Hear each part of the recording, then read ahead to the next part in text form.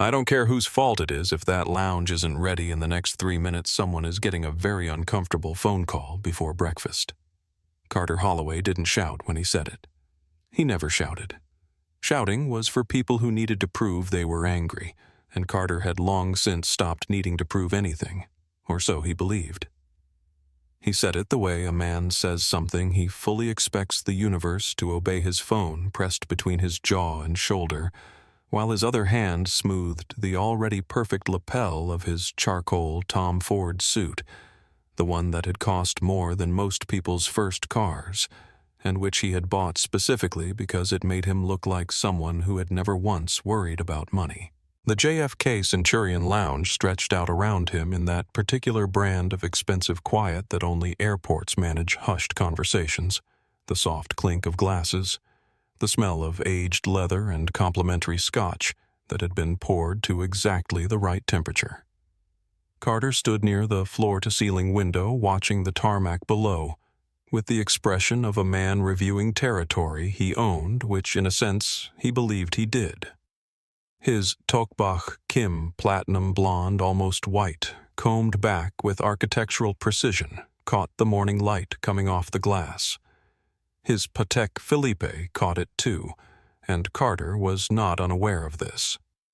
He ended the call without saying goodbye. Goodbyes were for people with time.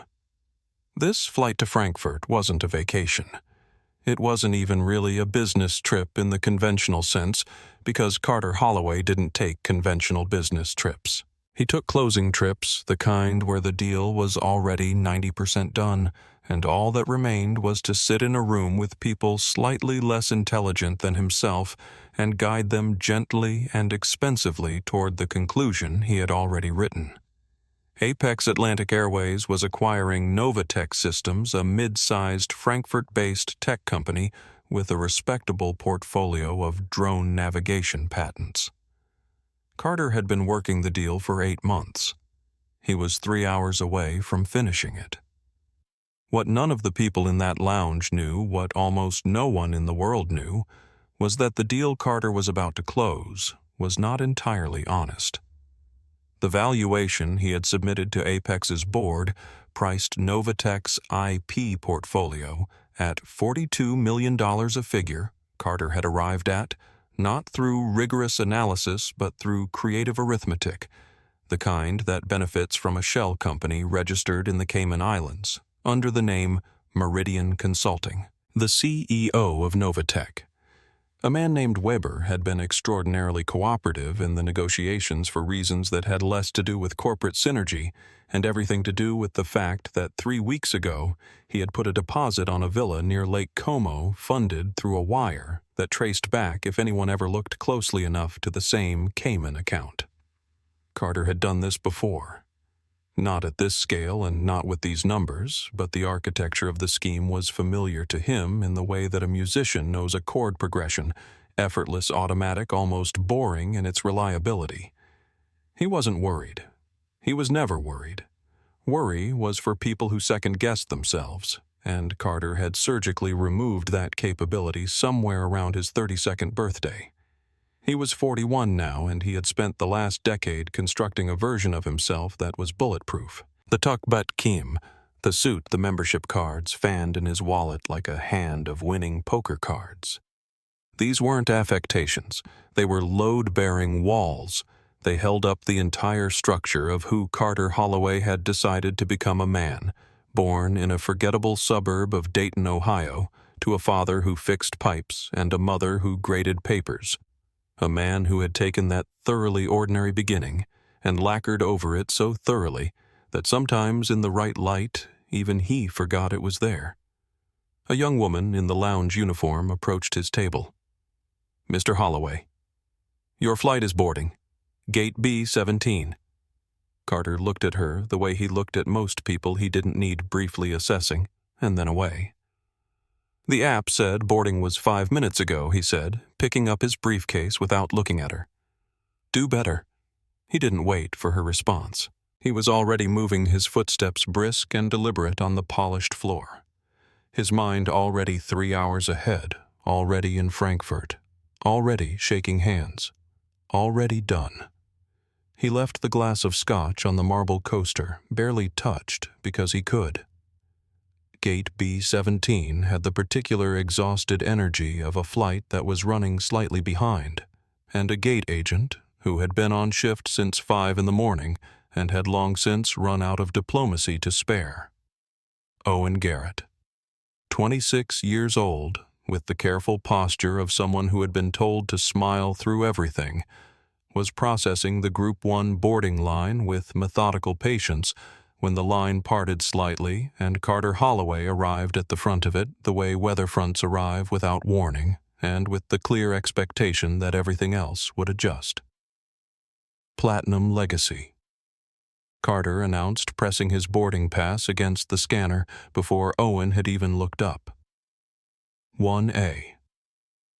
Let's move. Owen looked up.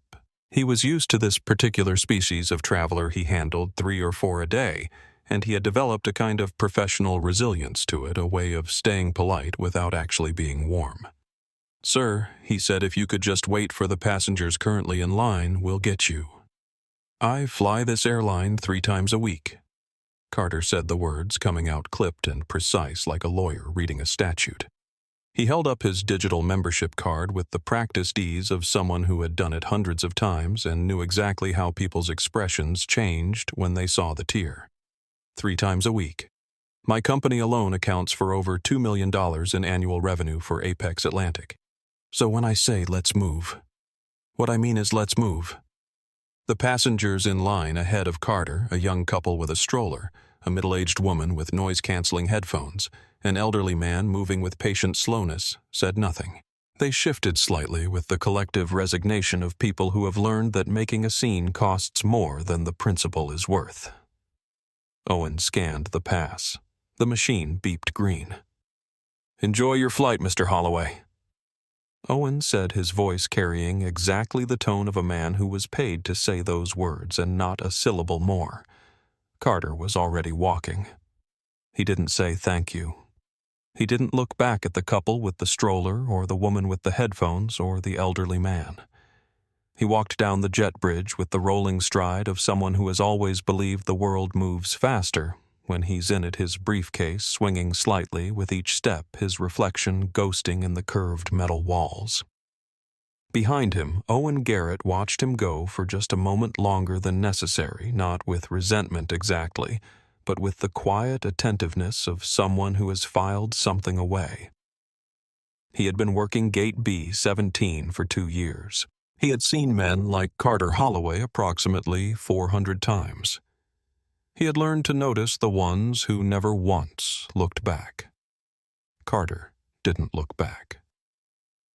While Carter Holloway was standing at the window of the Centurion Lounge calculating the weight of other people's time, Elias Wyndham was sitting on the floor. Not because he had to. Not because there were no chairs. There were plenty of chairs in the vicinity of Gate B-17, a row of them bolted to the wall, not 15 feet away, perfectly functional, perfectly empty. Elias was sitting on the floor near the base of a support column because he had been walking for an hour through the terminal, thinking, and when he needed to think, he needed to be still, and when he needed to be still, he found that floors were more honest than chairs. Chairs had armrests and upholstery. Floors just had floor. He had his back against the column and his long legs crossed at the ankle in front of him, and he was reading or had been reading before the thinking took over. The book, a paperback thriller with a cracked spine and water-stained corners, its cover image a dark silhouette against a darker city, was resting open on his knee. But his eyes were on the window.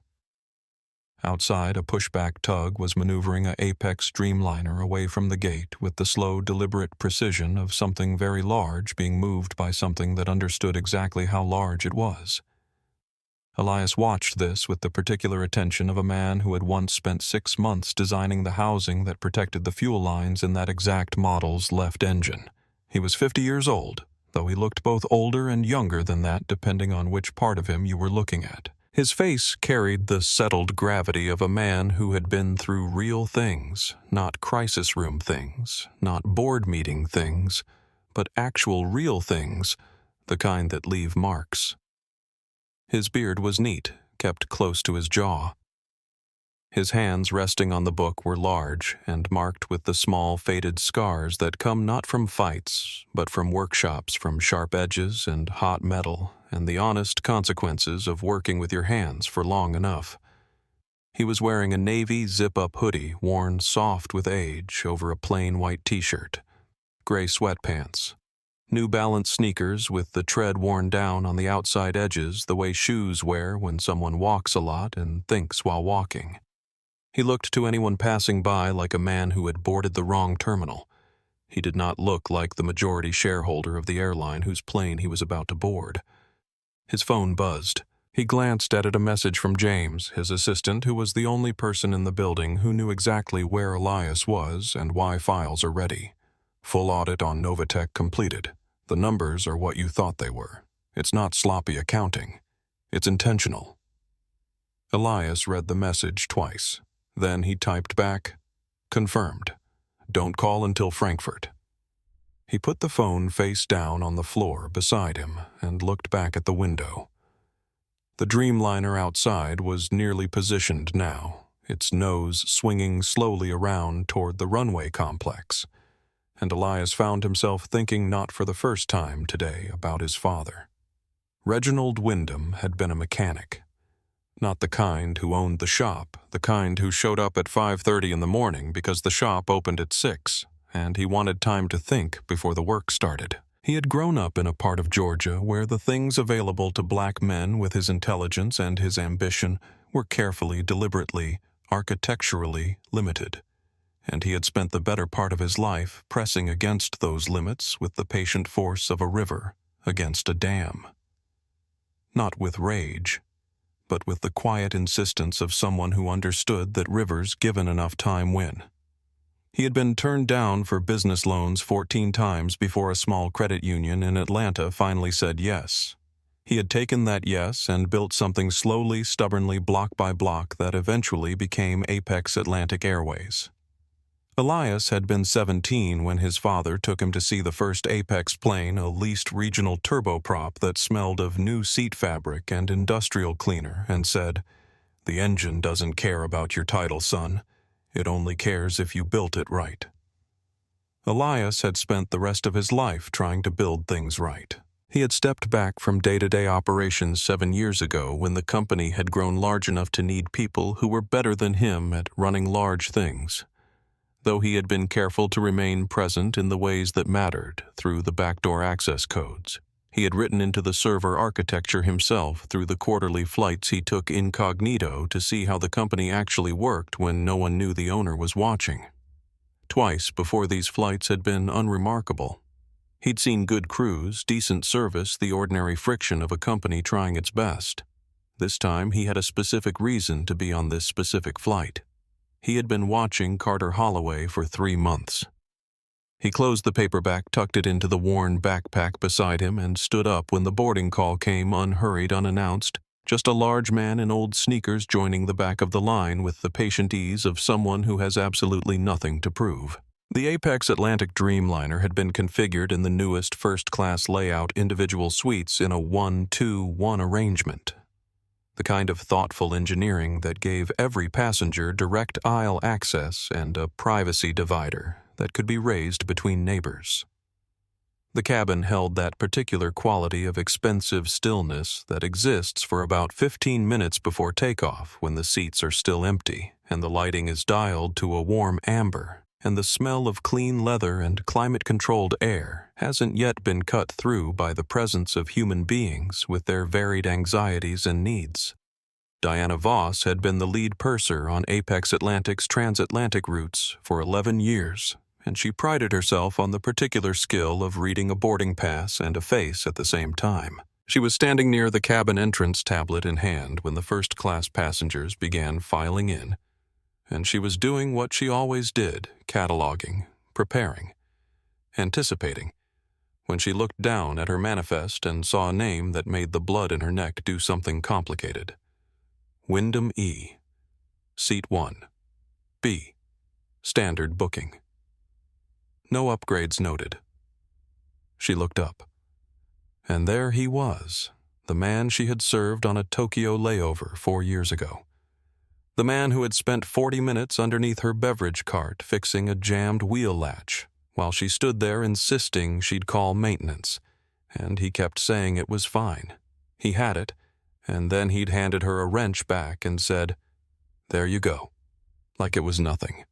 And she hadn't known who he was until the flight manifest crossed her desk 3 days later, and she'd sat very still at her kitchen table for a long time. Their eyes met for a fraction of a second in the cabin doorway. Elias gave her the smallest possible shake of his head, barely a movement more, like a thought that passed across his face, and she understood it completely. She smiled at him with the exact warmth she would give any passenger, said, "Welcome aboard, sir," and showed him to 1B with the professional ease of someone revealing nothing, while internally recalibrating every single thing about how this flight was going to go. Elias settled into 1B with the unhurried efficiency of a man who has done this many times and finds no particular ceremony necessary. He put his worn backpack in the overhead bin, keeping the paperback-covered notebook in the seat pocket in front of him. He adjusted the seat's angle slightly, not all the way flat, just a degree or two the specific position his back preferred, and put on his large noise-canceling headphones without connecting them to anything, because sometimes the best use of headphones is simply to signal that you are unavailable, and then he opened his book. Carter arrived 3 minutes later. He came around the corner into first class with the brisk confidence of a man who has earned the right to turn left on airplanes, and he was looking at his phone as he entered the cabin, already composing the message he'd send to Weber once they were at altitude, and he turned toward Suite 1A without looking up from the screen. And then something in his peripheral vision snagged him, and he stopped. He looked at Seat 1B. The man in 1B was large, broader across the shoulders than Carter had registered initially, and he was wearing a faded navy hoodie and sweatpants and sneakers that had clearly been walked very hard in, and he was reading a battered paperback with the relaxed focus of someone who had found a comfortable position and intended to keep it. He did not look up when Carter stopped. He turned a page. Carter stood in the aisle for a moment that stretched past its natural length, his brain performing a rapid and entirely unconscious assessment, demographic, economic, aesthetic, and arriving at a conclusion that was less a thought than a sensation, a tightening in the chest, a flicker of wrongness, the way a man who has arranged his desk very precisely feels when he returns to find someone has moved a single item 2 inches to the left. He set his briefcase down on Seat 1A with a deliberateness that was meant to communicate ownership the briefcase as a flag, planted a claim staked, and began removing his jacket very slowly, folding it over the seat back with movements that were just theatrical enough to suggest he was waiting for something. He was. He was waiting for someone to notice his inconvenience and offer to address it.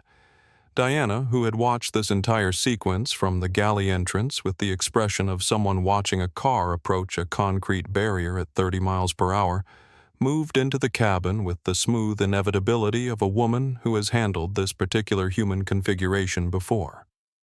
She caught Carter's eye, smiled, said, "Can I help you get settled, Mr. Holloway, with the precise warmth of a woman who is buying time?" Carter looked at her. Then he looked at Elias, then back at her. His jaw was set in a way that communicated everything without committing to anything yet. Elias turned another page. Outside the oval windows, the ground crew moved with practiced efficiency beneath the wing orange batons, conveyor belts the steady orchestration of departure. The engines beyond the glass were beginning their low preliminary hum, the kind that you feel in your seat before you hear it with your ears. And in that hum was the sound of 10,000 individual engineering decisions made correctly, made with integrity, made to last. Elias knew that sound better than he knew his own heartbeat. He closed his eyes for exactly 2 seconds, let it settle through him, and then opened them and kept reading, while around him the last passengers found their seats and the cabin doors sealed with a soft final hiss. And 2 men, who could not have been further apart in what they understood about the world they were both about to inhabit, were locked together into the same small sky. Carter waited approximately 4 minutes after the cabin doors sealed before he stopped waiting. He hadn't sat down properly. He'd perched at the edge of Suite 1A with his jacket folded across the armrest and his briefcase on the floor, positioned in the specific way of a man who is communicating through his posture that he considers the current arrangement temporary and expects a correction to be forthcoming. When Diana passed through the cabin to begin the pre-departure check, Carter didn't press the call button. He raised 2 fingers the way someone hails a taxi on a street they feel comfortable on and waited. Diana arrived at his side with a smile that had been professionally calibrated to be warm without being inviting. "What can I get for you, Mr. Holloway?" "You can get me a resolution to a seating issue," Carter said, keeping his voice at the civil register that he used when he wanted to appear reasonable while still making clear that he expected compliance. He tilted his head fractionally toward Seat 1B. "There's been some kind of mix-up with the configuration here. I specifically requested suite privacy on this booking, and I'm not sure how that—" He paused, reaching for a word situation was authorized. Diana looked at the manifest on her tablet. She had already looked at it 6 times since Elias boarded, not because she needed to verify anything, but because having the tablet in her hands gave her something to do with her face while she thought. "Mr. Holloway, this passenger has a confirmed ticket for Seat 1B. The flight is at full capacity on every cabin. I'm not able to relocate him. I'm not asking you to relocate a person," Carter said with the practiced patience of a man who has learned that certain requests land better when they're reframed as logistics. "I'm asking you to find a creative solution to an obvious error. That's a different thing." In Seat 1B, Elias turned a page. His finger moved along the edge of the page in the unhurried way of someone who is genuinely reading, not performing reading, and the sound of the page turning small, dry, unremarkable, was somehow the loudest thing in the immediate vicinity of those 2 seats. Carter's eye moved to Elias involuntarily, the way eyes move toward things that are refusing to behave the way they're supposed to, and he found nothing there that helped him. Just a large man in a hoodie, entirely absorbed in a water-damaged book, radiating the profound calm of someone who has not been told there's a problem, because as far as he was concerned, there wasn't one. Diana said gently, "And finally, I'll see what I can do, Mr. Holloway. Please make yourself comfortable." She moved away before he could recalibrate the ask. Carter lowered himself into Suite 1A with the stiff provisional quality of someone sitting down under protest and opened his briefcase with slightly more force than necessary and began reviewing the Novatech files on his laptop with the exaggerated focus of a man who wants the people around him to understand how much they're costing him.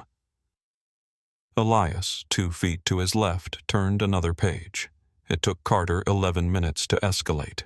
He had spent those 11 minutes building his case internally, with the meticulous care of a litigator preparing an opening statement, and when Diana passed through the cabin again, he stood up, which is a choice in the narrow aisle of a first-class cabin, a physical declaration, and stepped into the space with the air of a man who has decided that speaking quietly has gotten him nowhere, and that perhaps speaking in a way that other people can hear will accelerate the timeline. "I want to be very clear about something," he said, not loudly but not quietly, either landing in that deliberate middle register that carries through a quiet space without technically constituting a scene. "This is not about comfort. This is about the integrity of a premium product that your airline charges $12,000 for."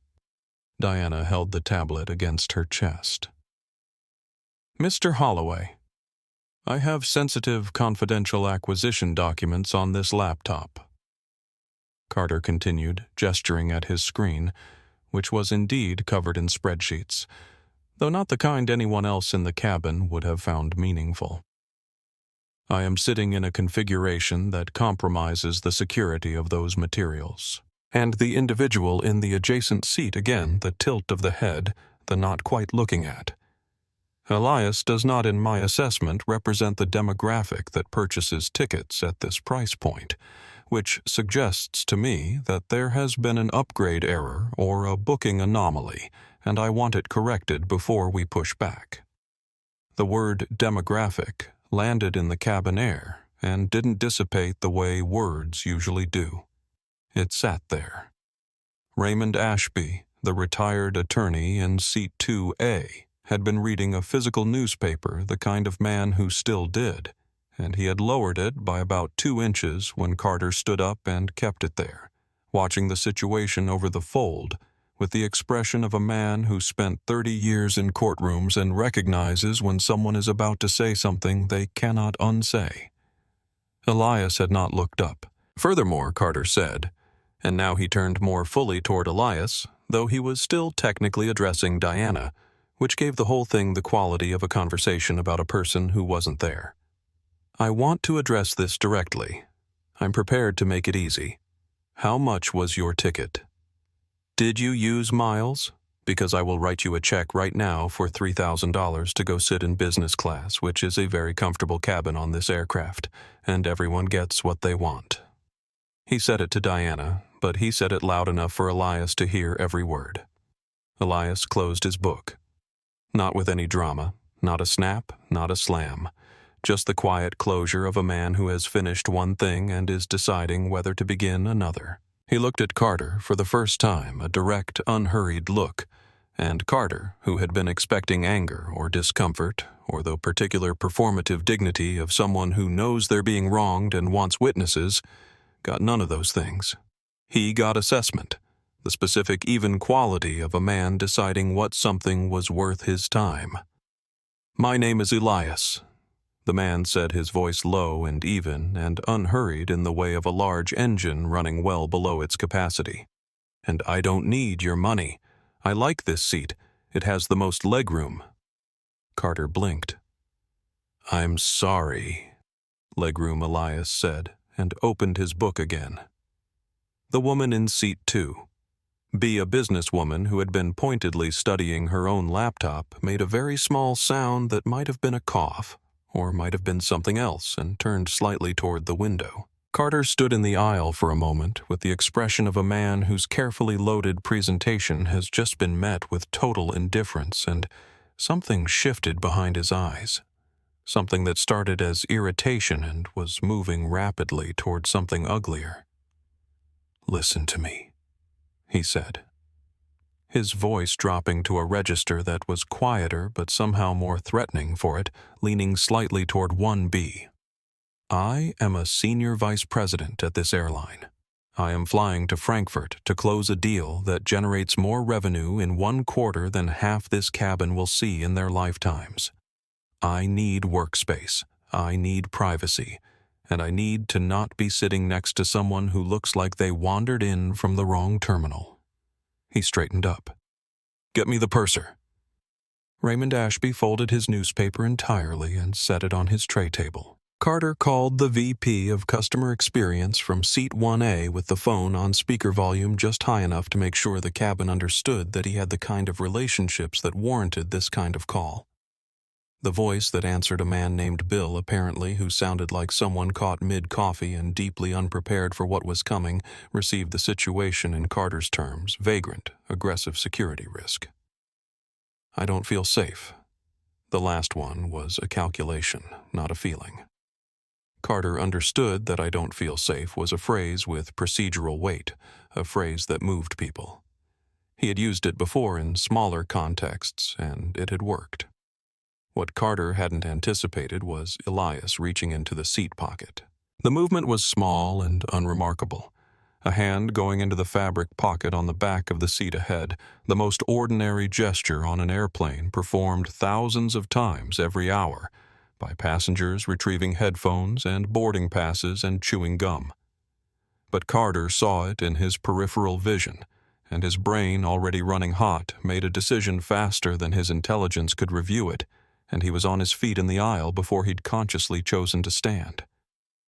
He's reaching for something, Carter said loud enough, now genuinely loud, his voice pitching up in a way that wasn't entirely performance. He's reaching. Elias's hand came out of the pocket holding a fountain pen. Silver ordinary, the kind bought in airport shops. He uncapped it with a soft click, glanced at Carter standing in the aisle with his arms half raised in some aborted gesture, and held up the pen between two fingers. "Just a pen," Elias said. He said it the way you'd explain something to a child who had misidentified a shadow, without condescension, without amusement, just the plain factual correction. Somewhere in rows 2 or 3, someone made a sound that was definitely not a cough. Bill on the speakerphone was saying something about protocols and proper channels.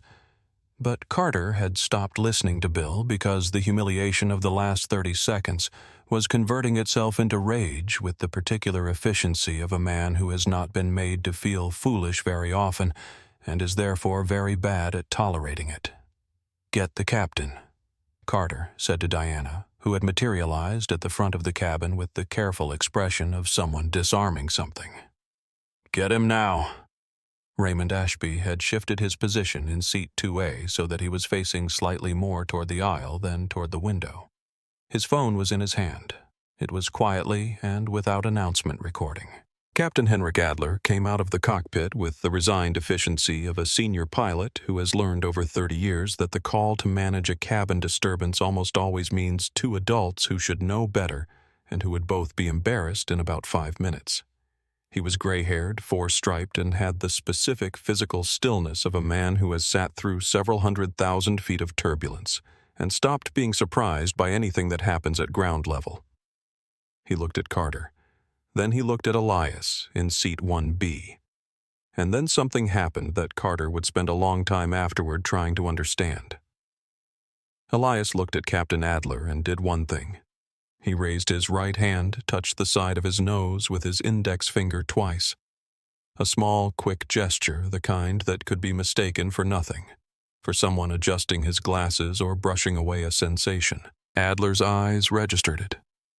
Carter saw the registration happen, saw the slight change in the set of the captain's shoulders, a micro-adjustment in how he was holding his weight. And something in Adler's expression shifted from, "I am here," to smooth this over to something more attentive, more careful, like a man who has just been handed a document he needs to read before he responds. Carter, watching this, felt a thread of unease pull through him that he couldn't quite locate the source of. Captain Carter said, filling the silence before it could mean something.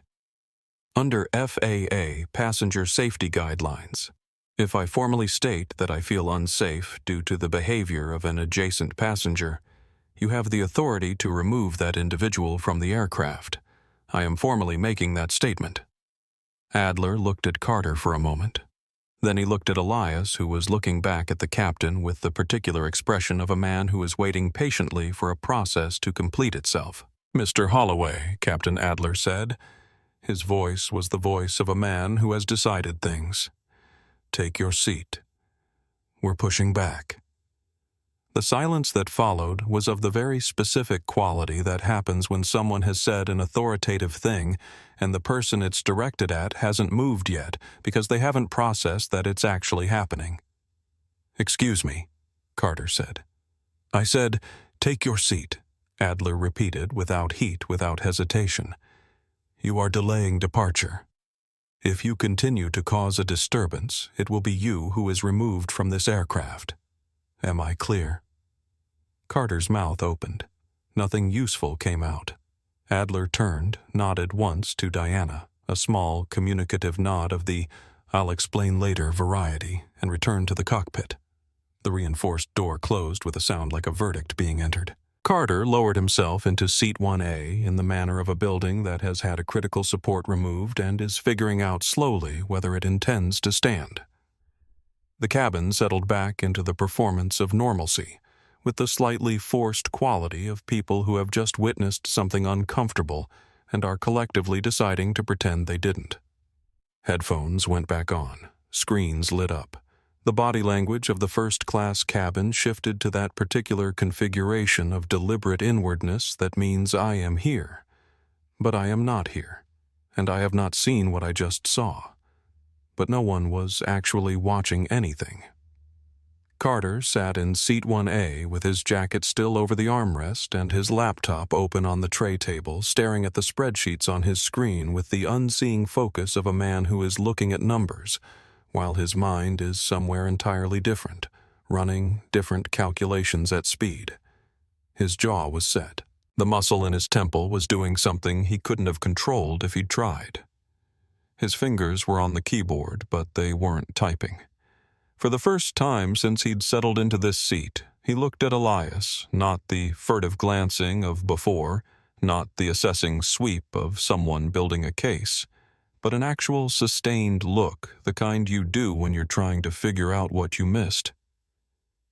The man was back in his book, or seemed to be. But Carter was noticing things now with the heightened attention of someone who has been surprised. And what he noticed was the book with its battered thriller cover had interior pages that didn't match. The paper was different, not printed pages, but lined pages handwritten covered in dense, precise notations that weren't legible from this angle, but were clearly not the plot of a generic airport thriller. That was a notebook inside a book cover. Carter looked at the notebook for 2 seconds, 3, and then made himself look away because the implication of a man who carries a disguised notebook onto a flight and exchanges silent gestures with the captain was an implication his brain was trying very hard not to finish forming. The tug disengaged. The plane began to move. They taxied toward the runway with the slow, deliberate choreography of a large aircraft navigating confined space, and Elias, as the plane made its turns, closed his eyes for a moment. Just a moment, just long enough to be unmistakable with an expression that was not anxiety, not relief, but something closer to recognition. Like a musician hearing the opening bars of a piece they wrote. Like a man coming home. The runway opened up ahead of them, and the engines built from their low sustaining hum to a sound that is less heard than felt, pressing through the floor and the seat and the walls, climbing toward the particular roar that means commitment, means no turning back, means the weight of the thing you've built is about to be tested against the sky. Carter gripped his armrest as the acceleration pushed him back. He was always fine on takeoffs, technically. His body was fine. It was something else that felt at this moment like it was dropping away from him, like he was leaving something behind on the ground, some certainty, some footing, and the further up they went, the less certain he was that it would be there when he came back. The wheels left the tarmac. The ground fell away below them, and Carter Holloway and Elias Wyndham were sealed together in the same aluminum cylinder at 500 miles per hour over an ocean that had no interest in either of them, suspended in the specific kind of isolation that only exists when you're 30,000 feet above everything you thought you knew. Elias turned a page. Carter stared at his spreadsheets and did not see them. Outside the oval windows, New York fell away beneath a layer of cloud, and then was gone, and there was only the flat, gray-white ceiling of weather below them, and the impossible blue above, and the sound of the engine that Elias Wyndham had designed 23 years ago, running perfectly, running with integrity, running exactly the way it was built to run. The cabin lights went down for the cruise portion of the flight 2 hours after takeoff, dimming gradually through the amber range until the space was lit only by the cool blue glow of the floor markers and the scattered small brightness of screens and reading lights. The specific nighttime atmosphere of a long-haul flight where the goal is to make everyone believe briefly and improbably that they can sleep their way to another time zone. Carter could not sleep.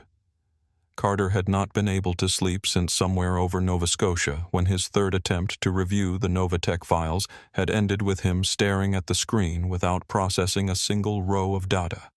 His mind doing something he rarely allowed it to do, doubling back, questioning, replaying. The Adler thing. That was the thing he couldn't get past.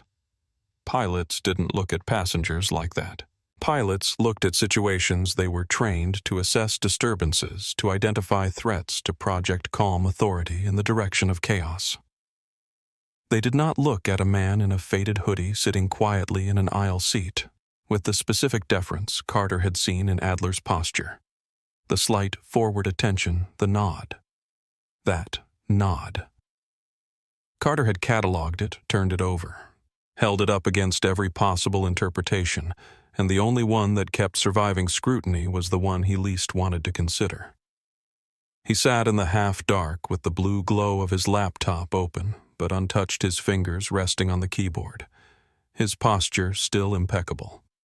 Carter had learned very young that how you hold yourself is something people remember, but inside the impeccable posture, something had gone wrong with the usual machinery of his confidence. Some gear had slipped and the engine of his certainty was running a little rough. To his left, Elias slept. He was genuinely, entirely, deeply asleep, not the performative, shallow sleep of a nervous flyer, not the half-doze of someone monitoring the situation, but the full, frank unconsciousness of a person with a clear conscience, and a body that knows how to rest when rest is available. His head had tilted slightly toward the window. His breathing was slow and regular. The book-covered notebook was in the seat pocket in front of him, untouched, waiting. Carter looked at him with the specific frustration of a man who cannot understand how someone with so much less to protect can be so much more at ease, and recognized dimly that this question was not a comfortable one to be sitting with at 37,000 feet. Diana appeared from the galley with the beverage cart moving with the quiet efficiency of experienced long-haul cabin crew. Her reading light clipped to her uniform, the cart's wheels making almost no sound on the aisle carpet. She paused at row. One looked at Elias and, without any ceremony, poured sparkling water over a single slice of lime. No ice, and placed it on his tray table with the care of someone who knows exactly what they're doing. Then she turned to Carter. "Mr. Holloway." "Drink Blue Label," Carter said. "Neat." Diana's eyes moved to the cart and back. "We're out of Blue Label on this service." Carter looked at the cart. The blue neck of a Johnny Walker bottle was visible entirely and unambiguously between two mixers. Carter looked at it for a moment. "Fine," he said. "Whatever you have." She poured something into a glass and placed it on his tray with a precise professional click. No napkin, no nuts. She moved the cart forward. Carter picked up the glass, held it without drinking, and stared into the dark beyond his window where the Atlantic Ocean was doing absolutely nothing on his behalf, just lying there black and flat and vast and entirely indifferent.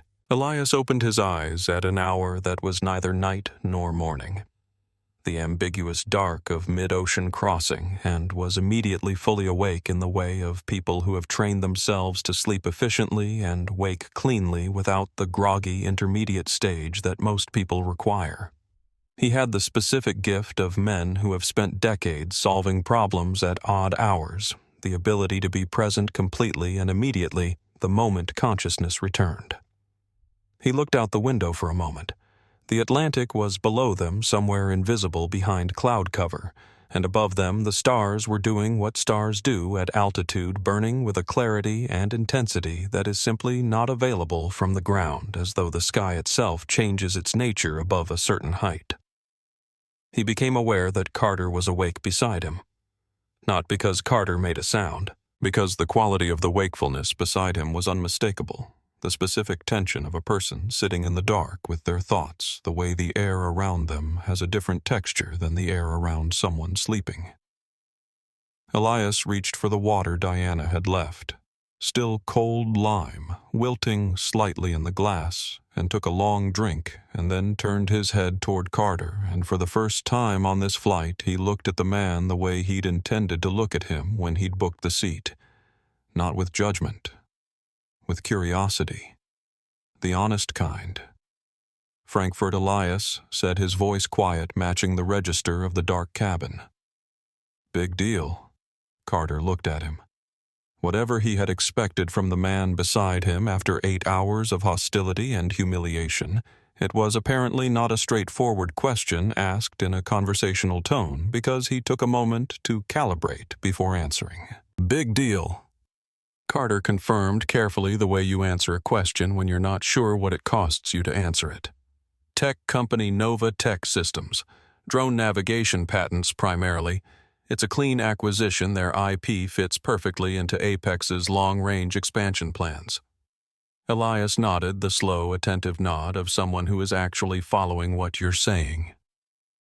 What's the valuation based on? Carter blinked. I'm sorry. The valuation. For the IP portfolio specifically. How did you arrive at the number? Elias said it, in the tone of genuine curiosity. The kind you use when you're asking a mechanic how an engine works.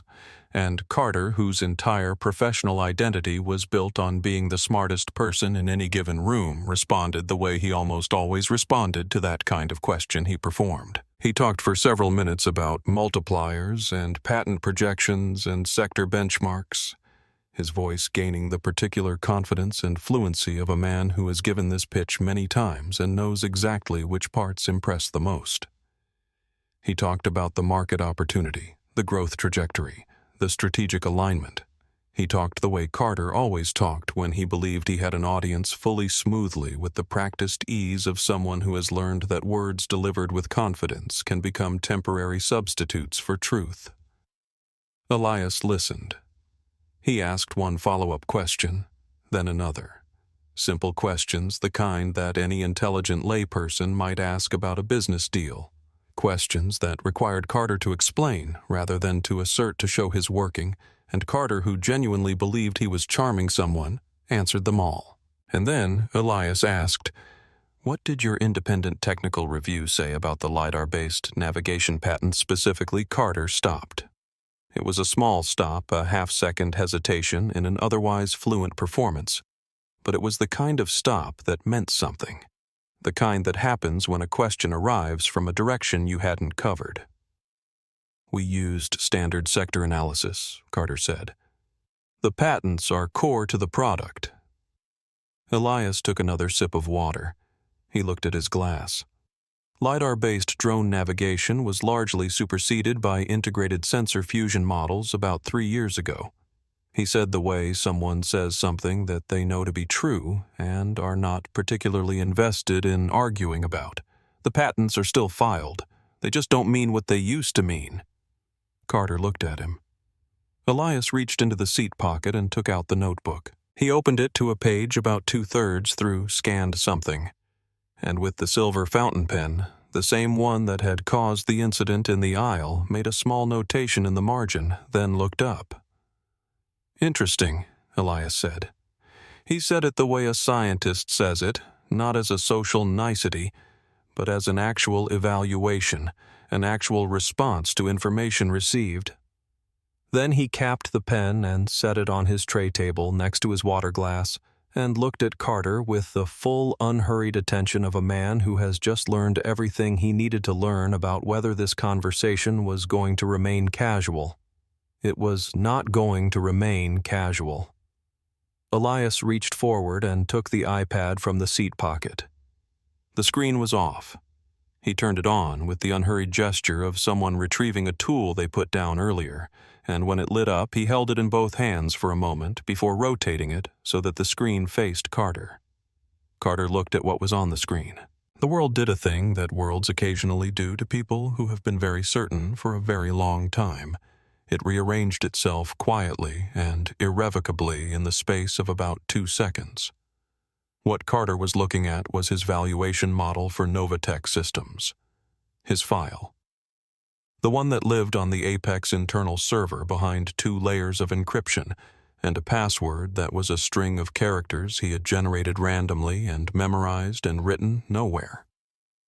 The file that contained, if you knew how to read it and were looking for what Carter hoped no one would ever look for, the specific distortions in the IP valuation that added up to $42 million that the market would never support. How Carter said. It wasn't a full sentence. I built the server architecture in 1999, Elias said with the same matter-of-fact calm he'd used to explain the LiDAR patents. When I handed off operations, I wrote myself a way to stay connected to the company's data environment. A backdoor for monitoring purposes. I kept it because it turned out to be useful. He paused. It's been useful. Carter looked at the file. then at Elias, then at the file again. "That's proprietary data," Carter said, and even as the words were leaving his mouth, he understood how they sounded, understood the specific absurdity of a man accusing the company's owner of improperly accessing the company's data, but the words had momentum and he couldn't stop them. Elias swiped the screen. A new document appeared, a wire transfer record, the kind of document that normally lives in financial archives that only auditors and prosecutors tend to visit. Carter recognized the account numbers the way you recognize a face in a crowd when you're hoping very hard it's not looking for you. "Meridian Consulting," Elias said. "Registered in the Cayman Islands. Incorporated 7 months ago." He swiped again. "And here is the IP address used to complete the registration. It traces to a residential property." He looked at Carter. "Your address, I believe. Greenwich, Connecticut." Carter said nothing. He was doing something that he almost never did. He was running out of gambits. The calculation in his mind was happening very fast. Every exit, every reframe, every deflection he might normally deploy, and each one was arriving already closed, already blocked, like a man sprinting through a building where every door he tries is locked, and he knows who has the keys, and that person is sitting right next to him on a plane over the Atlantic Ocean at 37,000 feet. This doesn't have to become a Carter started. "A federal crime," Elias said. Not sharply, just accurately. "I'm saying we can resolve this in a way that doesn't damage the company. A scandal hurts the stock price. It hurts investors. It hurts you." Carter leaned forward, dropping his voice, his tone shifting to the register he used in rooms where negotiations had gone wrong and needed to be walked back, quiet man-to-man, the adults in the room energy. "You don't want the noise any more than I do." Elias set the iPad down on his own tray table and looked at Carter with an expression that took Carter a moment to identify because he so rarely saw it directed at him. It was the expression of someone who has heard this argument before in this exact form from this exact type of person and finds it neither persuasive nor surprising. He smiled quietly without warmth, but also without cruelty. The smile of a man who has already made his decisions and is now simply watching the process play out. "You think this is about the stock price," Elias said. "I think you're a businessman," Carter said. "And businessmen don't torch their own assets to prove a point." Elias looked at the ceiling of the cabin for a moment, then back at Carter. "My father started this company with a loan from a credit union that almost didn't approve it," he said, his voice lower now, thoughtful in the way of someone who isn't performing a memory but actually inhabiting it.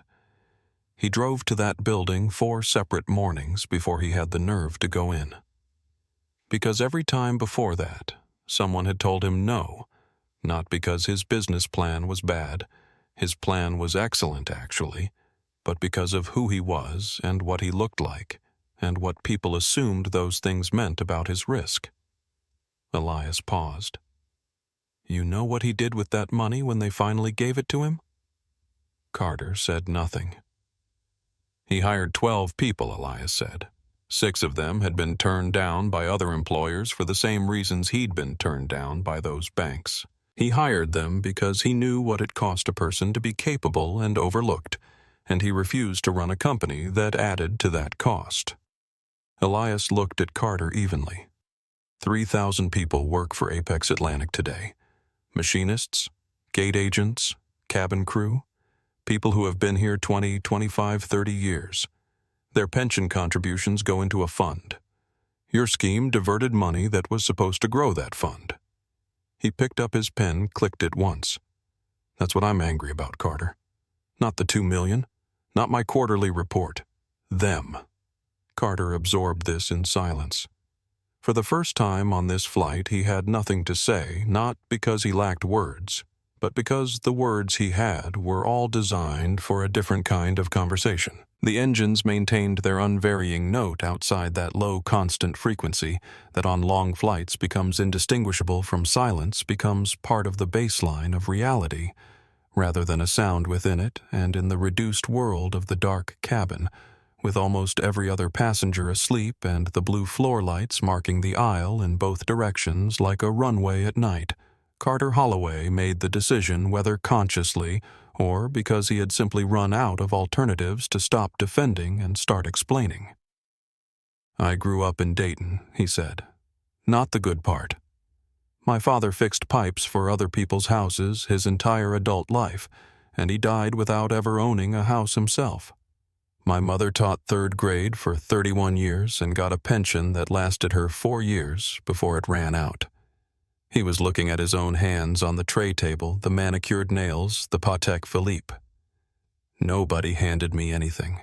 Every single thing I have, I built from nothing. I took a state school accounting degree and I turned it into a career by being willing to do things other people wouldn't do and know things other people didn't know and work harder and smarter and longer than everyone else in every room I was ever in." He said it with a kind of rawness that was surprising even to himself. The rawness of someone who has carried a story for so long that it has started to feel like justification. Like the weight of it is proof of something, like the effort spent getting here earns you things that other people haven't earned. "I'm not asking for credit," Carter said. "I'm just telling you it wasn't given to me." Elias listened to all of this without interrupting, the way a very good doctor listens, fully present, giving you time, not composing their response while you're still talking. When Carter finished, there was a pause that wasn't uncomfortable so much as truthful, the pause of someone actually thinking rather than waiting to speak. "My father also built everything from nothing," Elias said. "He also had a father who didn't own things, and a childhood in a place that wasn't designed for people like him to succeed in. He also worked harder than most people around him for longer, with fewer advantages." He paused.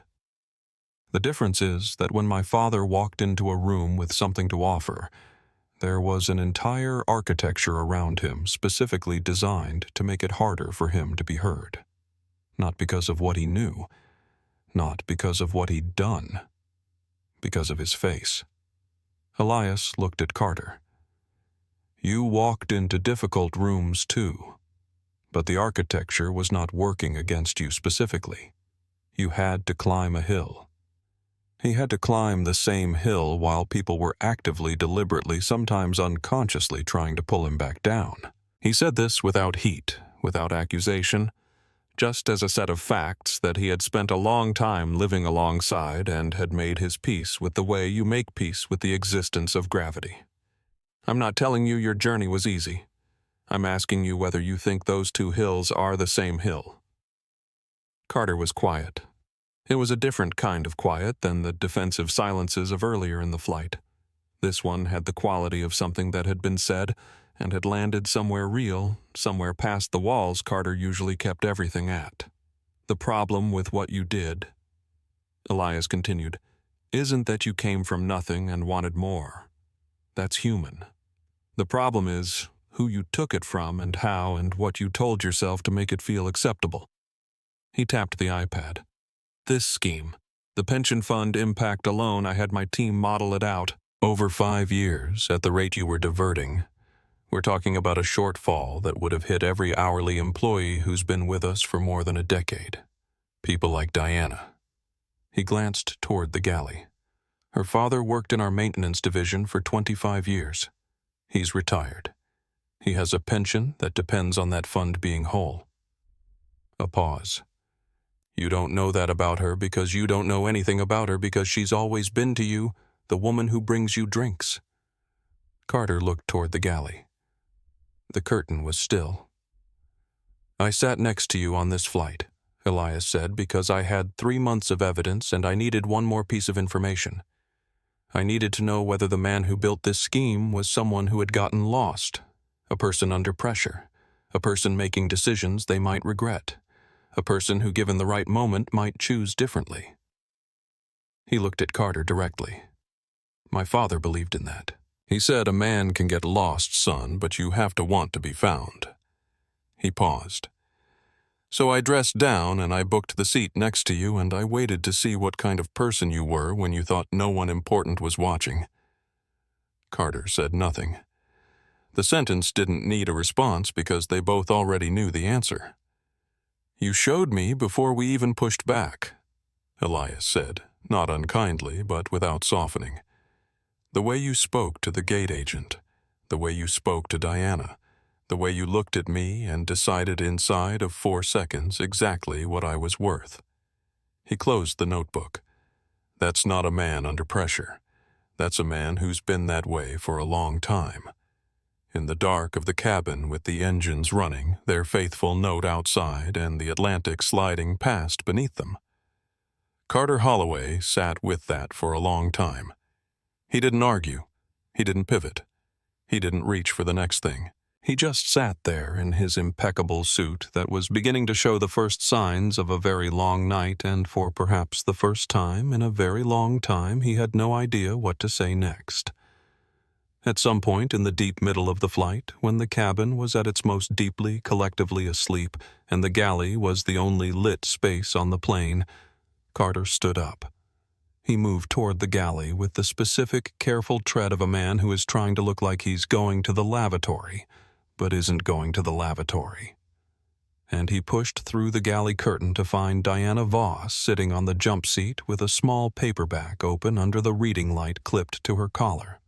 The still professional alertness of a crew member on a quiet watch. She looked up. Carter stepped into the galley space and pulled the curtain behind him. He realized, sweating in a way his suit was not designed to accommodate. "Diana," he said, dropping his voice to the register of a man attempting confidentiality. "I need you to listen to me for 1 minute." Diana closed her book. She held it in both hands on her lap and looked at him with the expression of someone who has already made their decision about this conversation and is simply waiting for it to conclude. "I have $15,000 in my briefcase," Carter said. He said it quickly, quietly, with the desperate efficiency of a man whose persuasion options have narrowed to their last one. "Cash. I need 2 minutes when we land. A delay at the door, a spill in the jet bridge, a technical issue with the stairs, anything. 2 minutes to get off the plane and into the terminal before anyone comes on." Diana held his eyes. She didn't move. She didn't reach for her radio or call the captain or change her expression in any theatrical way. She just looked at him with the settled, quiet steadiness of a woman who has had 30 years of practice at staying composed. "My father's name was Thomas Voss," she said. Her voice was low and even, and held something in it that wasn't anger, something harder and more permanent than anger. He worked in the maintenance division at Apex Atlantic for 25 years. He was the kind of man who knew the name of every aircraft he worked on, who stayed late because he wanted to, because he believed in the thing he was doing. She paused not for effect, but because she was genuinely remembering. He retired 6 years ago on a pension that is smaller than it should be because of what happened to the fund in 2009. He doesn't complain. He never complained. He's not that kind of man.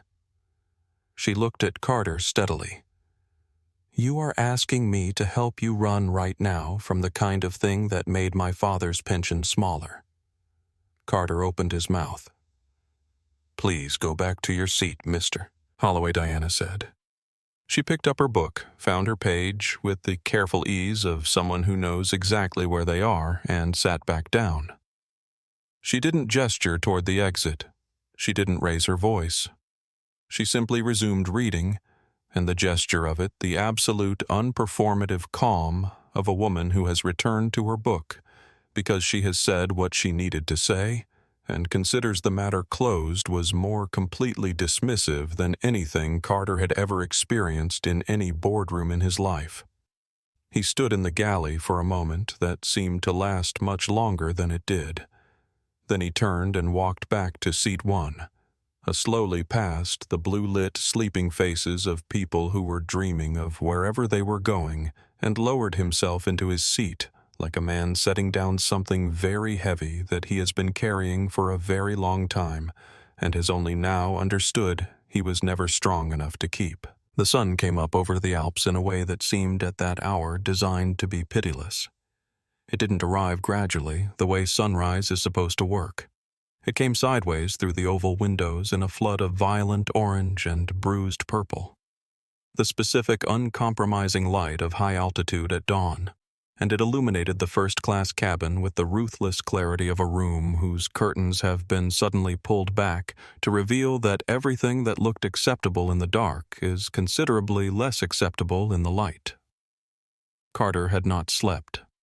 This was apparent in a way that required no subtlety to observe. The charcoal suit that had entered the cabin in a state of studied perfection had spent the night doing what expensive suits do when worn by a person who cannot be still, which is to say, it had acquired the particular crumpled authenticity of a garment that has been lived in too hard for too long. The platinum hair, which had been combed with such architectural precision at JFK, had developed a small, disorganized section above his right ear where he'd run his hand through it perhaps 30 times in the dark. His eyes were the eyes of someone who had been awake next to their own thoughts for 8 hours and had not reached any accommodation with them. Elias to his left had visited the lavatory at some point in the small hours. He looked precisely as rested as he had looked when he'd closed his eyes, which was to say he looked like a man who had no outstanding debts to the universe that were keeping him from sleeping. Well beard, neat face, washed, the hoodie unrumpled in the way of garments that are simply worn rather than performed. He was drinking a cup of black coffee and reading something on his tablet with the absorbed morning attention of someone who has arrived at a new day without luggage from the previous one. Carter's phone was in his lap and had been alerting him for the past 40 minutes in the descending cascade of notifications that he had been too frightened to look at directly until now. He looked. 11 missed calls from his wife Eleanor, 3 from legal counsel, a text from the company attorney that read, "Say nothing." They executed the search warrant at the house at 6 a.m. local. A LinkedIn alert. Your account has been suspended pending investigation. A Chase notification account access restricted. Please contact your branch. And at the very bottom, a text from a blocked number that contained only an address, a federal building in Frankfurt. The house. They had been at his house at 6 in the morning. Eleanor was there. Their 2 kids would have been there. He looked at the 11 missed calls and felt something that he had spent most of his professional life carefully, deliberately making sure he never had to feel the specific sickness of understanding, fully and completely, and without any available exit route, what you have actually done and who has actually paid for it. He looked up. Elias was watching him, not with satisfaction, not with anything that resembled pleasure in the situation. He was watching Carter the way someone watches a person who is about to understand something difficult with the careful attention of a witness. "My family," Carter said. His voice came out wrong, too small, too stripped of the authority it was used to carrying. "The agents were professional," Elias said. "Eleanor and your children are fine. Physically." He let that word do its work. She didn't know Carter. "My team's analysis confirmed it. She's cooperating." Carter looked at his phone. The 11 calls. He tried to imagine Eleanor's face at 6 in the morning answering a door. He put the phone face down on his tray table. "Why didn't you just fire me?" he asked. He wasn't asking it as an accusation. He was asking it the way a man asks a question he genuinely wants the answer to, quietly in the aftermath of something. Why? The seat, the flight, all of it. "You could have called me into an office. I could have," Elias said. He set his coffee down. "And I would have gotten the version of you that knows how to behave in an office, the performance, the pivot, the prepared explanation." He looked at Carter steadily. "I needed to see the real version. My father taught me that. He said if you want to know what a man is, watch how he treats someone he thinks he doesn't need." He picked up his coffee again. "At the gate, you spoke to Owen Garrett, the agent who checked you in the way you'd speak to a machine that was running slow. On this plane, you looked at me and made a decision about my worth in under 5 seconds, based on what I was wearing. And then you spent the next 8 hours trying to buy, threaten, or charm your way out of the consequences of that decision." He paused. A man can get lost, Carter, but you have to want to be found. You don't want to be found. You want to not be caught. Those are different things. Carter looked at his hands on the tray table. Outside, the Alps were massive and white and indifferent, and Frankfurt was 30 minutes below them. Captain Adler's voice came through the cabin speakers with the crisp authority of a man who has made 10,000 announcements and considers each one as important as the last. Ladies and gentlemen, we have begun our initial descent into Frankfurt. Weather is clear temperature, a brisk 4 degrees Celsius, and we expect to be on the ground in approximately 20 minutes. Cabin crew, please prepare for landing. The cabin stirred around them, the collective awakening of a long-haul flight. The sounds of seats returning to upright bins being checked, the gentle theater of arrival that happens in the same order on every flight everywhere in the world. Around Carter and Elias, the first-class cabin came back to life with the careful movements of well-traveled people preparing to be somewhere. Carter looked out the window. The descent had begun in earnest.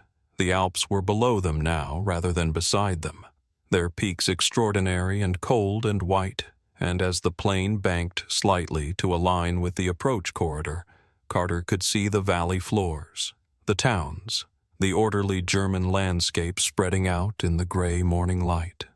Beautiful. He had flown into Frankfurt 15 times and had never once, he realized, actually looked at it. The wheels of his mind, which had been grinding through contingencies all night, made one last attempt cooperate. Give them Weber. Give them the logistics contacts. Give them everything above and below the Novatech deal that he knew about, and there was quite a lot he knew about.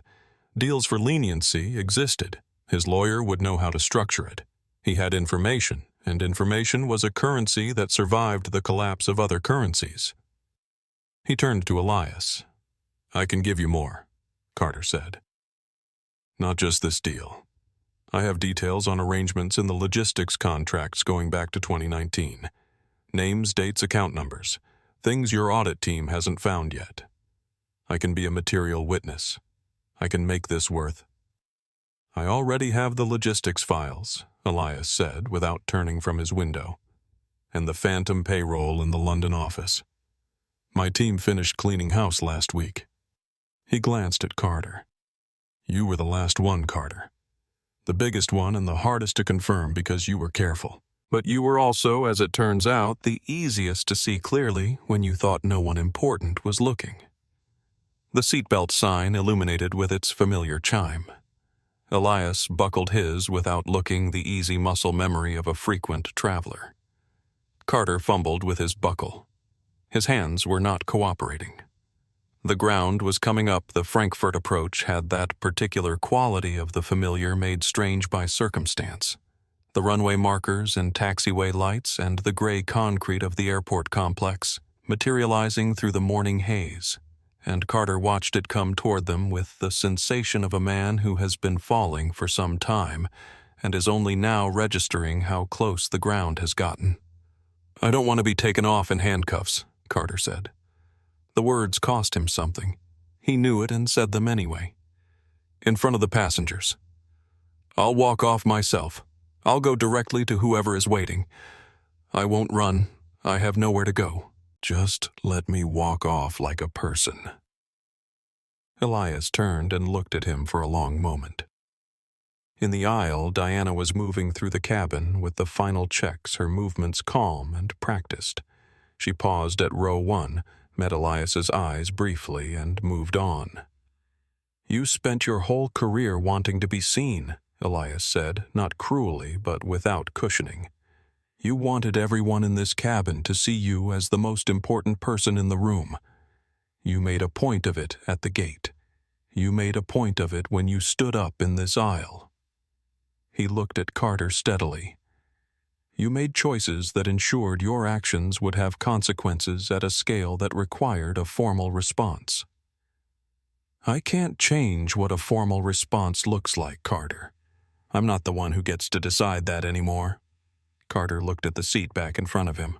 The wheels hit the runway with the solid declarative thump of a landing made well, both main gears together perfectly balanced, and the reverse thrusters deployed with a roar that pressed every passenger gently forward in their seatbelts. The reliable physics of deceleration, and the plane rolled out along the wet Frankfurt tarmac in the gray morning light. Through the window at gate E43, Carter saw them. 3 black SUVs, a cluster of men in dark coats, 2 uniformed officers of the Bundespolizei, a K9 unit, the dog sitting attentively beside its handler with the patient alertness of an animal that has been trained to wait and is good at it. They were all looking at the plane. The plane came to a full stop at the gate, and the engines wound down and the cabin filled with the ordinary sounds of arrival, seatbelts clicking open overhead, bins popping, the murmur of people gathering themselves and their things. And for approximately 30 seconds it was possible, if you worked hard enough at it, to believe this was an ordinary landing at the end of an ordinary flight. Then Captain Adler's voice came over the PA, and it was not the standard disembarkation announcement. "Ladies and gentlemen, we ask that you remain seated for a few minutes while authorities board the aircraft for a brief administrative matter. This will not take long, and we appreciate your patience and cooperation." The first-class cabin went still. Raymond Ashby, who had been preparing to stand, lowered himself back into seat 2A with the deliberate calm of a retired attorney who has heard the word authorities used in this context and knows exactly what administrative matter means. His phone, which had been recording in his inside jacket pocket for a significant portion of the flight, he left where it was. The forward cabin door opened. The cold Frankfurt morning air came through, first sharp clean, the particular cold of northern Europe in early spring that has no interest in comfort. Behind it came 4 people. 2 Bundespolizei officers in green and gray uniforms and 2 Americans in FBI windbreakers with the yellow letters that are designed to be unambiguous and are. They walked with the unhurried purpose of people who know where they're going and have no reason to rush, and they walked directly without consultation or hesitation to seat 1A. Carter was already standing. He had stood up when he heard the cabin door, which was perhaps the one thing he did on this entire flight that was straightforwardly dignified. He didn't wait to be told, didn't pretend not to know, didn't make the agents reach for him. He stood with his suit jacket buttoned, his platinum hair still partially disheveled from the long night, his face carrying the particular expression of a man who has been playing a character for so long that the character and the man beneath it have become impossible to separate, and who is only now, in the stripping light of a Frankfurt morning, being asked to figure out which one is real. Carter James Holloway, said the lead FBI agent, a woman medium height with the settled authority of someone who has made many such pronouncements and treats each one with equal gravity. "You are under arrest on federal charges of wire fraud, securities, fraud, and money laundering. You have the right to remain silent. Anything you say can and will be used against you in a court of law." The handcuffs were silver and caught the cabin light. Carter looked at them. Then he put his wrists forward. The click was not loud. It was not theatrical. It was simply a small mechanical sound, the sound of a latch engaging, and it seemed in the quiet of the cabin to carry a weight entirely out of proportion to its volume, the sound of something ending, something that had been building since the moment a man decided that other people existed primarily in relation to his convenience. As they walked him through the cabin, Carter looked at the faces. He looked at the woman in seat 2B who held his gaze for a moment, and then looked away, not with cruelty but with the particular discomfort of a witness who has watched the whole thing and doesn't know where to put it. He looked at Raymond Ashby, who met his eyes with the steady, non-judgmental attention of a man who has seen this before in other contexts and finds it no less sad for the familiarity. He looked at the other passengers. The businessman in 3A, with his phone very carefully pointed. Away the elderly couple in 4A who were holding each other's hands and found in none of them the audience he'd spent his life performing for. At the cabin door, Carter slowed for a fraction of a second, not resisting, just pausing, the way a person pauses at the threshold of something they cannot re-enter once they've crossed it. He looked back involuntarily one last time. Elias Wyndham was standing in the aisle by seat 1B with his worn backpack over one shoulder, talking to Diana in the low, easy tone of two people who are genuinely glad to see each other and have a small amount of catching up to do. Diana was laughing a real laugh, not a professional one, the kind that involves the eyes about something Elias had just said. He did not look toward the cabin door. Carter was guided forward gently professionally onto the jet bridge and into the Frankfurt morning and the sound of the cabin, the ordinary continuing sound of people collecting their things and preparing to go on with their lives, receded behind him and did not follow.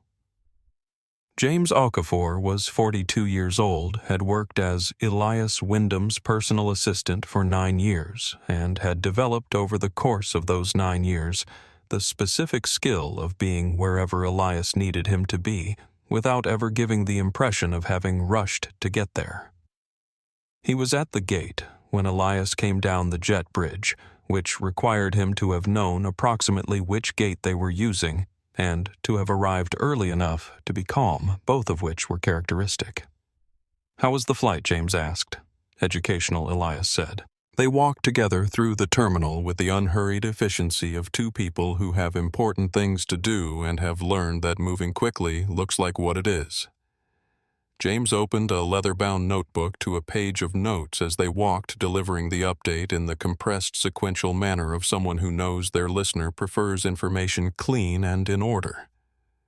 The DOJ had the files. The SEC had the wires.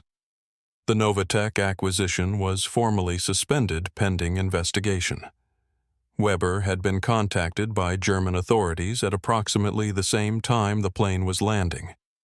The board had been informed early that morning by the General Counsel's office that Holloway's position was being vacated due to circumstances under investigation language that was accurate while being appropriately general. Elias nodded, absorbing each item in sequence. Then Diana Voss, Captain Adler. "What's the status?" "Both have been formally noted in the investigation record as having responded appropriately under difficult circumstances," James said. "Adler specifically is on record for following the access protocol you established. I have a recommendation drafted if you want to review it. Send it to HR with my approval already on it," Elias said. "Don't make it bureaucratic. Just make it clear. Done." James looked up from the notebook. "There's one more thing. Owen Garrett, gate agent at JFKB 17. Elias glanced at him. He filed a standard incident report about Mr. Holloway's behavior at the gate. Routine. He had no idea anything larger was happening. James paused. "I thought you might want to know." Elias stopped walking. They were in the middle of a Frankfurt terminal corridor, travelers moving around them in both directions, the ordinary motion of a busy international airport at morning. He reached into the outer pocket of his backpack and retrieved the notebook. The real one, not the theatrical prop of the battered paperback, but the leather-covered notebook he used for his actual work, and opened it to a back page. He wrote down Owen Garrett's name and employee number in the same precise, unhurried hand he'd used to annotate the Novatech margins at 37,000 feet. "I'll call him," Elias said. James looked at his boss for a moment. "From here, right now, it won't take long," Elias said. "It should come from me directly. Not HR, not a letter, not a form." He already had his phone out. He did his job correctly when someone with a title and a membership card was making it personally expensive to do so. "That's worth a phone call." He dialed. The line rang twice. A young man's voice answered, slightly surprised at the caller ID. The conversation lasted 4 minutes. Elias introduced himself, asked Owen directly how he was doing, thanked him in plain language for his professionalism the previous morning, and asked if there was anything Owen needed or wanted to raise about the incident. Owen didn't say much. He said "sir" twice, and then near the end in a voice that had lost a little of its professional composure. "Thank you for calling. I didn't expect." and then he stopped because sometimes sentences that are true don't need finishing. "Take care of yourself, Owen," Elias said, and ended the call. He put the notebook back in his bag and looked at James. "Is the board call set up for this afternoon, 3 p.m. Frankfurt time? And the Atlanta announcement? The all hands. 2 days from now. The auditorium is booked." James hesitated for a beat. "Are you sure you don't want to wear a suit for that one?" Elias picked up his backpack by one strap and settled it onto his shoulder. He was still wearing the navy hoodie from the flight, a little more wrinkled now, and the New Balance sneakers with the worn-down outside edges. He looked to anyone in that terminal who didn't know better like a man who had arrived on a long flight and was in no particular hurry to be anything other than what he was. "No," he said. The holding cell in the Frankfurt District Court building had the institutional specificity of spaces designed to be unpleasant without technically being cruel. The walls painted a gray that was slightly too green to be neutral. The cot bolted to the wall at a height calibrated for sitting rather than comfort the single fluorescent bar overhead that had been buzzing at the same frequency for what felt like several decades. Carter had been in it for 3 weeks. He was sitting across from his court-appointed German attorney, a methodical man named Dr. Brandt, who had arranged a stack of documents on the steel table with the careful precision of someone who respects process regardless of whether the person receiving it deserves it. The documents were comprehensive. They had found everything. "The DOJ indictment covers the primary Novatech charges," Dr. Brandt said, with the steady, effectless delivery of someone who delivers difficult information many times a week and has learned that the kindest version of it is the clear version. "But upon seizing your servers, the investigation expanded considerably.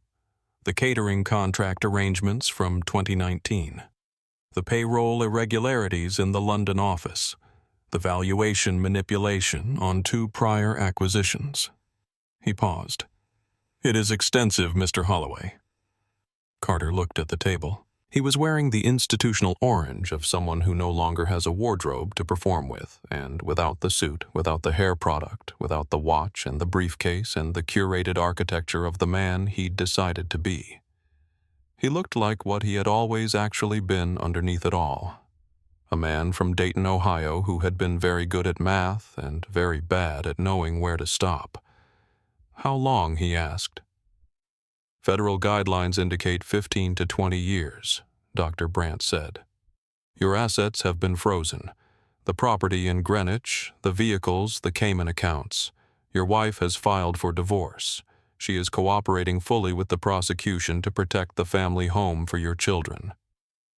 Carter absorbed each item like a man standing in rain that he can see coming but cannot step out of. "She claims to have had no knowledge of the arrangements," Dr. Brandt continued. "The prosecution has accepted this as credible." Carter looked at his hands on the steel table. They were the same hands he'd held up the Patek Philippe, with the same hands that had typed the Meridian account numbers, the same hands that had waved dismissively at a gate agent and jabbed a finger toward a man in a hoodie. They were also, he thought, the hands of a kid from Dayton who had wanted things so badly for so long that he had stopped being able to distinguish wanting from deserving. He thought about what Elias had said at 37,000 feet in the dark over the Atlantic. You have to want to be found. He had not wanted to be found. He had wanted to not be caught. And now that the distinction had been made permanent and official and documented in 3 languages, he sat in the gray room and understood it not as an abstraction, but as the specific concrete shape of what his life looked like without the costume. A man who had been very smart. A man who had worked very hard. A man who had, at some point along the way that he couldn't precisely identify, decided that being smart and working hard gave him the right to take things that weren't his. He looked at the documents in front of him. He didn't say anything else. The main auditorium at Apex Atlantic's Atlanta headquarters held 2,800 people at full capacity, and on the afternoon that Elias Wyndham walked onto its stage, it held 2,800 people who had heard rumors. The kind that travel through a large company in the specific, accelerated way of things. People sense before they're told, passing through break rooms and maintenance bays and departure gates and executive corridors with equal speed carried by the human instinct for detecting when something fundamental is about to shift. Elias stood at the podium in the navy hoodie and the gray sweatpants and the New Balance sneakers, and the auditorium, which had been carrying a low murmur of collective anticipation, went quiet when he appeared. Not the performed quiet of a formal presentation, but the instinctive quiet of people who can see from the way a man stands that he is about to say something real. He didn't use the teleprompter. He had switched it off before coming on stage. 3 days ago he began, and his voice carried through the auditorium's excellent sound system, a sound system he had personally specified 15 years ago because he cared about these things. I took a flight from JFK to Frankfurt. I sat in seat 1B in first class.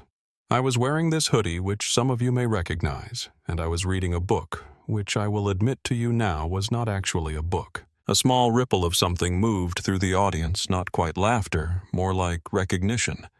The sound a crowd makes when someone says something true. A man sat next to me who had worked for this company for 6 years. Elias continued. He didn't know who I was. He looked at what I was wearing and decided very quickly and very confidently what I was worth. He paused. He was wrong about that. But that's not what I want to talk to you about today. He moved out from behind the podium. He always thought better when he could move. This company was started by my father, who worked in a Georgia shop for years before he built anything of his own. He hired people who other employers had turned away. He knew the name of every person on his assembly line. He ran this company on a simple principle that the way you treat people is the actual product and everything else is downstream of it. Elias stopped at the edge of the stage. Below him, 2,800 faces were turned up toward him. Machinists in their work clothes, gate agents in their uniforms, executives in their suits, all of them in the same room, all of them listening. What the man on that flight was doing, Elias said, was stealing from you. Not from me, not from the board, from the pension fund, from the profit sharing, from the 30 years some of you have spent building something that was supposed to be there when you needed it. He looked at the room. That ends today. Effective immediately, we are redistributing the full executive bonus pool for this fiscal year $38 million back into the employee pension fund and into cost of living adjustments for all hourly workers retroactive to the first of the year. The silence lasted almost 4 seconds. Then the machinists section erupted and the sound traveled through the auditorium like a wave through something that had been very still for a long time. Elias waited for it, let it be what it was, didn't rush it. When it settled enough for him to continue, he looked out at the middle rows. I want to name 2 people, specifically, he said. 3 days ago on Flight 407 from JFK, a purser named Diana Voss was put in a position where doing her job correctly was made personally costly by someone with institutional authority. She did it correctly anyway. He found her in the crowd. She was in the 4th row of the employee section, sitting very still, her hands clasped in her lap. Diana, thank you. The auditorium turned toward her. Some people began to applaud. Diana Voss sat for a moment with the expression of a woman who does not particularly expect to be seen and is figuring out what to do with the experience of being seen. Then she stood just briefly and nodded once, and in the gesture was 30 years of doing the right thing in the small, daily, unremarkable ways that don't usually result in anyone noticing. Across the city at his gate in Terminal B of Hartsfield-Jackson, Owen Garrett was watching the live stream on his phone during a break between flights. He had the phone tilted slightly away from his supervisor, not because he was hiding it, but because he wanted a moment with it that was just his. When Elias mentioned that the company was committing to a formal review of how frontline staff were treated by passengers with premium memberships, a single sentence, almost an aside. Owen looked at his phone for a long moment after the sentence ended. Then he looked up at the gate at the line of people beginning to form for the next departure and went back to work.